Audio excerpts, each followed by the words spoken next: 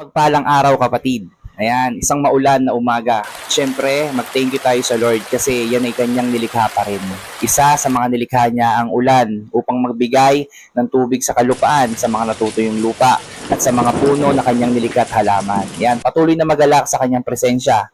Okay, so ang Bible verse natin for today ay ang salita niya sa Mateo chapter 14 verse 31 to 33. Sabi dito, agad siyang hinawakan ni Jesus.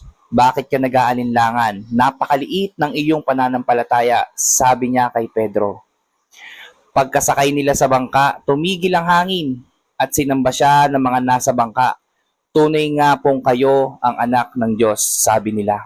Di ba? Gaano ba kalaki yung natin? Gaano ba kalaki o kaliit ang pananampalataya natin sa Diyos sa makapangyarihan? Kapatid, kung kagaya tayo ni Pedro, kung kagaya tayo nung pakiramdam ni Pedro, nung panahon na kasama niya si Jesus Christ, baguhin natin yan. Dapat mas magtiwala tayo, lalo sa panahon ngayon na napakarami ng paglilinlang ng kaaway, marami na naglalabasan ng mga movie. Alam naman natin na sa henerasyon ngayon na napakarami na ang panlilinlang ng kaaway. Kapatid, panghawakan mo mabuti ang pananampalataya mo, maging sa anak mo, patuloy mo siyang ipagdasal at ang iyong pamilya.